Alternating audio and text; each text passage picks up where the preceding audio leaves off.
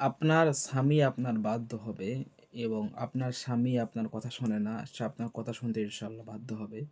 বা আপনার স্ত্রী যদি আপনার না কথা শোনে, সে ইনশাআল্লাহ বাধ্য হবে। এর মানে এই না যে কোনো স্ত্রী তার স্বামীকে গোলামের মতো রাখবে। অনেক মা আছে তার স্বামী এত পরিমাণ পরকীয়া করে অথবা শয়তানের ধোঁকায় পড়ে অন্য কোনো রাস্তায় চলে যায়। সে সমস্ত বোনেদের জন্য আজ এই আমল, অথবা সে সমস্ত ভাইদের জন্য এই আমল। আজ আমি মন থেকে আমল আপনাকে দিচ্ছি, সকলের জন্য ইনশাআল্লাহ ইজাজত থাকলো। আপনি এই সমস্যায় যদি পড়ে থাকেন, আপনি এই আমলটা অবশ্যই করবেন, অবশ্যই করবেন, অবশ্যই ফায়দা পাবেন। এটা আল্লাহ সুবহানাহু ওয়া তাআলার কালামুল্লাহ শরীফের একটি সুন্দর আয়াত।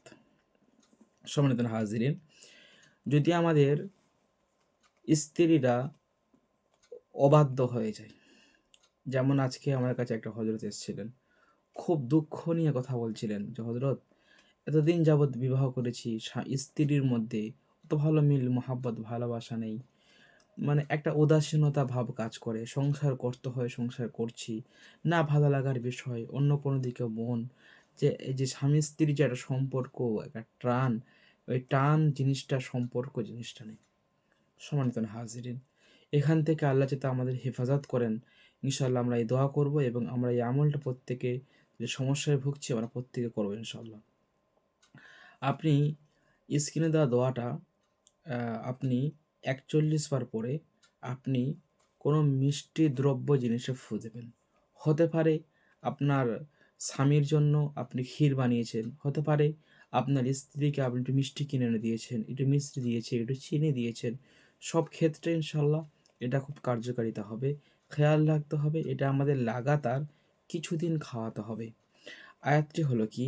আয়াতটি হলো ইউহিব্বুহুম ওয়া ইউহিব্বুনাহু আযিল্লাতিন আলাল মুমিনিনা আইজ্জাতিন আলাল কাফিরিন হুয়াল্লাযী আইয়্যাদাকা বিনাসরিহি ওয়া বিল মুমিনিন ওয়া আল্লাফা বাইনা কুলুবিহিম লাউ আনফাকতা মা ফিল আরদি জামিআম মা আল্লাফতা বাইনা কুলুবিহিম ওয়ালাকিন্নাল্লাহা আল্লাফা বাইনাহু ইন্নাহু আজিজুন হাকীম। সম্মানিত হাজিরিন, আপনারা এই দোয়াটা প্রত্যেকে পড়ে ৪১ বার ফু দেবেন। এই আমলটা আপনি মিষ্টি দ্রব্যের উপরে করবেন, পানের উপরে করবেন না। এটা আপনি করে আপনার স্ত্রী যদি অন্য কোনো দিকে চলে যায় আপনি খাওয়ান, আপনার স্বামী যদি অন্য কোনো দিকে চলে যায় আপনি খাওয়ান। ইনশাআল্লাহ আল্লাহ যদি চায়, ইনশাআল্লাহ তারা এখান থেকে বাধ্য হবে এবং স্বামী স্ত্রীর মধ্যে মিল মহাব্বত ভালোবাসা বাড়বে, যদি উপরের মালিক চান।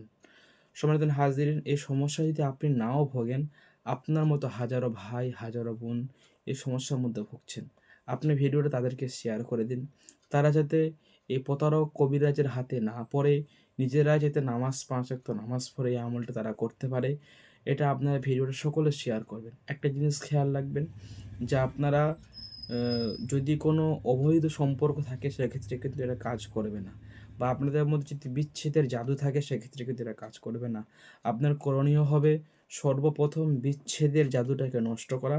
বিচ্ছেদের জাদু যখন নষ্ট হয়ে যাবে তখন আপনি এই আমলটা তার উপর অ্যাপ্লাই করবেন। কীভাবে বিচ্ছেদের জাদু নষ্ট করতে হয় অথবা কীভাবে পরকীয়া করলে পরকীয়া বিচ্ছিন্ন করতে হয় সে সম্পর্কে আলোচনা সামনে ইনশাআল্লাহ বলবো। তার জন্য আপনারা পেজটা ফলো দিয়ে রাখবেন।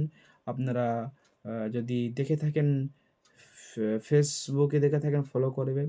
আপনারা যদি দেখে থাকেন ইউটিউবে অবশ্যই সাবস্ক্রাইব করবেন। যে কোনো পরামর্শের জন্য অথবা কাজের জন্য আমাদের স্ক্রিনে দেওয়া নাম্বারে আপনারা যোগাযোগ করতে পারেন। আসসালামু আলাইকুম ওয়া রাহমাতুল্লাহি ওয়া বারাকাতুহু।